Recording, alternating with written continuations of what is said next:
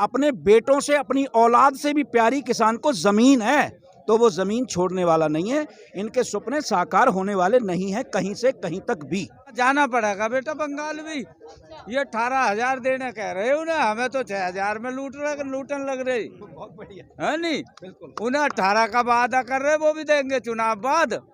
तो हम ये सोच रहे कि उन्हें भी समझा दें, हम तो लुटन लग रहे, तुम तो बच जाओ। बढ़िया एकदम म्यूजिकल बढ़िया स्टैंड करके लाए एक ड्रामा, क्या प्रधानमंत्री भी रोने लगे और गुलाम नबी आजाद भी रोने लगे। कितना बढ़िया ड्रामा लाए बना के भाई। ये खाली फिल्मों वाले डायलॉग मारने, फिल्मों में काम करना, फिल्मों में केसरी पगड़ी बांध लेनी, वो एक अलग बात है। लेकिन ज़मीनी हकीकत पे अगर किसान के सामने कोई आ जाए तो मुझे लगता है कि किसान से मजबूत कोई भी नहीं है, ना ही हो सकता है। आप देख रहे हैं किसान आंदोलन में अभी जो भी परिस्थिति बनी हुई है, गर्मी भी जो है वो अब बढ़ती जा रही है दिन प्रतिदिन। कहीं ऐसा तो नहीं होगा कि यही गर्मी अब किसान आंदोलन को खत्म कर देगी? ऐसा नहीं हो सकता। नहीं हो सकता? हाँ, उसका रीज़न ये है कि मैं ये समझता हूँ, और मेरी ये ज़िंदगी का एक तजर्बा भी है, कि जितना मजबूत किसान है ना, इतना मजबूत धरती पे कोई और नहीं है। तो ये ना तो गर्मी से डरता है, ना सर्दी से डरता है। अगर ये माइनस टेम्परेचर में रह सकता है तो प्लस में भी रह सकता है। और इसके ये ज़िंदगी के तजर्बे हैं इसके, और ये रोज़ गर्मी धूप सब कुछ सहारता है। तो ये तो सवाल जो है बिल्कुल अटपटा सा है कि किसान चला जाएगा और किसान को गर्मी लग जाएगी। अगर मैं पहले दिन से किसानों की बात यहाँ पर करूँ और आज 97वें दिन की बात करूँ तो काफ़ी किसान ऐसे हैं जो अब घर वापस चले गए। हाँ, वापस नहीं गए, वो गाँव में समझा रहे हैं लोगों को। महापंचायत हाँ, महापंचायत कर रहे हैं, और छोटी पंचायत भी चल रही है गांव में, बैठक जिसको बोलते हैं। तो गांव में जो है जाके वो लोगों को समझा रहे हैं, और उसका जो उछाल है ना वो वापस आ रहा है। तो इसको ये मत कहो कि यहाँ से चले गए हैं। वो हमारी जो पंचायतें हैं, यहाँ की बड़ी पंचायतें, उन्होंने गांव में छोटे छोटे हमारे एक टुकड़ों में लोगों को बांट दिया है, और उन्होंने बता दिया कि भाई 10 को आपने समझाना है, 50 को आपने समझाना है, 20 को आपने समझाना है। तो गांव में 10-10 घरों में, 15-15 घरों में पंचायत हो रही है। इसलिए थोड़ा सा ये है भी, वो समझाने के लिए गए हुए, वो वापस कहीं नहीं गए। असर तो इतना पड़ रहा है कि आप देख सकते हो, आप इतिहास उठा के यहाँ का देख सकते हो, और गांव का इतिहास उठा के देख सकते हो कि बहुत असर पड़ रहा है। अगर कोई इसको असर को कबूल नहीं रहा तो पता लग जाएगा 2022 में, पता लग जाएगा, या पंजाब में पता लग गया, या और गुजरात में पता लग गया। हाँ, आप अपने सवाल का आप ही जवाब भी दे देते हो, बड़ी खुशी की बात है। नहीं, वही मैं कह रहा हूँ कि आपके सवाल का जवाब ही ये आ गया कि वाकई वो जो है पता लगने लगा है, पूरा पता लगने लगा, बढ़िया वाला लग रहा है पता। तो आप नहीं गलती कर रहे हैं, आप कह रहे हैं कि अब राकेश टिकैत जी ने कहा कि गोदाम जो है उन पर कब्जा कर लेंगे। हाँ, वो गोदाम हमारी जमीन पे बने हुए हैं ना, तो हम अपनी ज़मीन पे कब्जा कर सकते हैं, हमें हक है। सबूत है? हाँ, बिल्कुल सबूत है, क्यों नहीं है सबूत। भाई, रोटी को तिजोरी में, रोटी को हम ताले में नहीं रहने देंगे ना, ठीक है ना। किसान तो यहाँ भी रोटी को तिजोरी में नहीं रख रहा, ताले में नहीं रख रहा, तो वो कैसे मतलब वो रखने देगा। तो वो हमारे ही हैं। और ये तो आप समझ सकते हो कि अभी अगर आज़ादी गोरों से ले ली थी तो इनसे भी ली जाएगी। ये तो बिल्कुल मतलब हल्का पड़ने वाली बात ही नहीं है, या कमज़ोर पड़ने वाली कोई बात ही नहीं है कि भी किसान कहीं से कहीं तक भी कमज़ोर नहीं हो सकता। अगर किसान अपने बच्चों को बॉर्डर पे शहीद करा सकता है। कल मैं भाषण सुन रहा था टिकैत जी का, तो उसमें मुझे एक बात बहुत अच्छी लगी, और मतलब मेरे नॉलेज में भी, ज्ञान में भी बाधा हुआ थोड़ा सा। वो बोल रहे थे कि भी सुनने वाली बात है भाइयों, वो बोल रहे थे कि भाई हमें सबसे प्यारी औलाद होती है, बच्चे होते हैं, बेटे होते हैं बाप को, ठीक है, चाहे मैं हूँ कोई भी है, औलाद सबसे प्यारी होती। कहीं ना कहीं ये कहा जाता है कि भी औलाद सबसे प्यारी है। ये शायद उत्तराखंड में रैली थी तब बोल रहे थे। तो उन्होंने एक बात बहुत अच्छी बोली कि भी मैं आपसे किसानों भाइयों एक बात पूछना चाहता हूँ कि भी आप बताओ, रुद्रपुर में रैली थी, उसमें था। तो बोल रहे थे कि भी औलाद सबसे प्यारी होती है, लेकिन क्या अपने जीते जी आप अपनी औलाद को अपनी ज़मीन दे देते हो? तो हाथ खड़े करके कहा भाई नहीं देते। तो इसका मतलब हुआ अपनी औलाद से, अपने बच्चों से भी प्यारी ज़मीन है, अपने बच्चों से भी प्यारी ज़मीन है, तो उस ज़मीन को किसान किसी को दे देगा? ये तो सपना ही गलत है। जो मर्जी हो जाए, किसान अपनी ज़मीन को देने वाला नहीं है। अपने बेटों से, अपनी औलाद से भी प्यारी किसान को ज़मीन है, तो वो ज़मीन छोड़ने वाला नहीं है। इनके सपने साकार होने वाले नहीं हैं कहीं से कहीं तक भी। हाँ जी। साहब बहुत दिन में दिखे हैं, बंगाल चले गए थे क्या?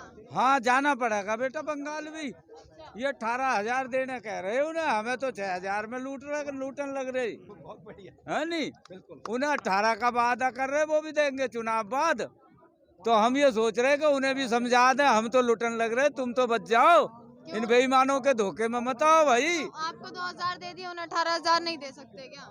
हाँ, वो 2 दे के और 22,000 जेब से काट रहे हमारी। 2 दे के 22 काट रहे जेब में से। अच्छा। ये फार्मूले को जब जो समझेगा तो पहचान जाएगा। ये भी तो हो रहा। तो उन्हें ना समझा में, हम अपनों को ये वोट मांगने जा रहे हैं, हम उन्हें समझाने जा रहे हैं, जो अच्छा लगा उसे दे दियो, राजनीति नहीं करते। तो वहाँ रैली करने की क्या जरूरत पड़ गई? अरे गरीबों, अगर कमजोर तबके को, मजदूर को, अगर किसान को ये बता दो कि तेरे साथ धोखा हो रहा, तो उसे राजनीति बोली जा। ये तेरी रोटी छीनी जा रही है, तेरे मकान को छीना जा रहा, तेरी जमीन छीनी जा रही है, उसे ये समझा दो जो ये राजनीति है, ये से राजनीतिक है। और ये कुछ भी करें तो वो सब पुण्य है। ये किसी का घर उजाड़े, किसी की जमीन छीने, किसी से कुछ भी कहें तो वो राजनीति, वो इनका पुण्य है। और देश के खिलाफ जो बोल रहे तो वो तो इनके मित्र हैं, और जो देश की भावनाओं से खेल रहे वो इनके मित्र हैं। और जो देश के लिए अन्न उपजा रहा, जमीन को फाड़ के सीना उपजा के इस देश का पेट भर रहा, उसे ये गद्दार बतावे, शर्म नहीं आती? पाकिस्तानी खालिस्तानी बतावे। इन बेशर्मों को डूब मरने के लिए भी जगह नहीं है कहीं।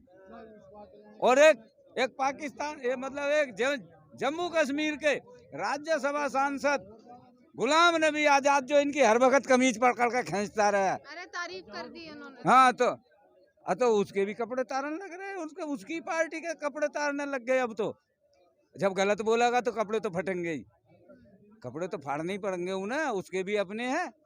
जब अपनों के ही बीच में रहोगे और दूसरे की बुराई करोगे, दूसरे की तारीफ करोगे, तो ये कौन सुनेगा? तो जब गुलाम नबी आजाद रोते, और गुलाम नबी, और कितना बढ़िया एकदम म्यूजिकल बढ़िया स्टैंड करके लाए एक ड्रामा, क्या प्रधानमंत्री भी रोने लगे और गुलाम नबी आजाद भी रोने लगे। कितना बढ़िया ड्रामा लाए बना के भाई। और इस रोने का, और किसान के लिए 2 आंसू इनके खाते में नहीं।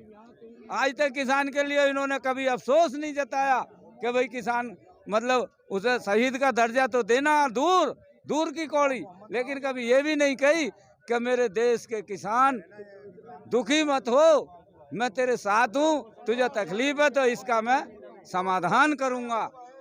हाँ, कभी नहीं बोला मोदी जी ने। दूर दूर जाकर बात करें, कभी कर्नाटक जाएंगे, कभी बंगाल में जाएंगे, कभी कहीं, उनके घर के आगे बैठे, यहाँ आने की हिम्मत नहीं। अरे इन्होंने तो अपना खेल अपने आप खराब करा। ये खुद जिम्मेदार है और इनके सलाहकार जिम्मेदार है मोदी के। आपसे एक आखिरी सवाल है कि किसान पीछे तो नहीं हटेगा, क्योंकि कई बार कोशिश की गई है, अब कहा जा रहा है कि जो चुप्पी है सरकार की, वो भी एक साजिश है उनकी। मैडम ऐसा देखो, मैंने हर चैनल पे ये चीज़ बोली है, और ये एक बहुत बड़ी सच्चाई है। सच्चाई इस चीज़ की है, आप ये देख लो कि किसान के बेटे ही बॉर्डर पे शहीद होते हैं, ठीक है? किसान ही है जो ज़मीन का सीना फाड़ के रोटी देता है। तो मैं फिर कह रहा हूँ कि किसान से मजबूत, मैं इसलिए ये बात नहीं कह रहा कि मैं किसान का बेटा हूँ, मैं इसलिए कह रहा हूँ कि आप इसको सर्च करके देख लो, किसान से मजबूत दुनिया में कोई नहीं है। मैं ये मानता हूँ किसान से मजबूत दुनिया में कोई भी नहीं है। ये खाली फिल्मों वाले डायलॉग मारने, फिल्मों में काम करना, फिल्मों में केसरी पगड़ी बांध लेनी, वो एक अलग बात है। लेकिन ज़मीनी हकीकत पे अगर किसान के सामने कोई आ जाए तो मुझे लगता है कि किसान से मजबूत कोई भी नहीं है, ना ही हो सकता है। तो हटने वाला तो किसान है नहीं। हाँ, वो अलग बात है कि ये कितनों को शहीद करेंगे, ये नहीं कह सकते। इनकी गिनती कितनों को शहीद करने में होगी या कितनों को और शहीद कराएंगे, ये मुझे भी नहीं पता, आपको भी नहीं पता, किसी को भी नहीं पता, ठीक है? तो इसलिए मतलब ये तो बिल्कुल ही आप मन से निकाल दो भी किसान हट जाएंगे, कभी भी नहीं हटेंगे। और अब भी अगर किसान हट गए तो मतलब इसका है कि भी किसान कमज़ोर है? नहीं, किसान अपना हक मांग रहा है, किसान कोई भीख नहीं मांग रहा। भीख मांगता तो चलो एक बार होती है, भैया हम तुझे भीख नहीं दे रहे, तू चला जा हमारे दर से। तो ये भीख नहीं मांग रहे, ये अपना हक मांग रहे हैं, नहीं हटेंगे, बिल्कुल नहीं हटेंगे। हाँ, तो देखा आपने किसानों का जुनून जज्बा, देख रहे हैं अपने अधिकारों के लिए, अपने हक के लिए किस प्रकार से 97 दिन से डटे हुए हैं। इस गाजीपुर बॉर्डर पर, इस टिकरी बॉर्डर पर और सिंगू बॉर्डर पर, दिल्ली के हर एक उस बॉर्डर पर डटे हुए हैं, अपने अधिकारों के लिए लड़ रहे हैं, हक के लिए लड़ रहे हैं, मांगे कर रहे हैं। और कहा जा रहा है कि जो गर्मी जिस प्रकार से अब बढ़ती जा रही है, तो गर्मी का भी उपाय इन्होंने अब सोच लिया है, सारी व्यवस्था इन्होंने कर लिया है कि सरकार कितनी भी कोशिश कर ले, ये पीछे हटने को राजी नहीं है और ये बिल वापस करा कर ही जाएंगे। जो नारे 97 दिन से लगाते आ रहे हैं कि बिल वापसी तभी घर वापसी, इस नारे को अब इन्होंने अपने जहन में डाल लिया कि बिल वापसी तभी घर वापसी और MSP को कानून बना दीजिए। सजग भारत से जुड़े रहे अन्य खबरों के लिए भी आपका बहुत बहुत शुक्रिया।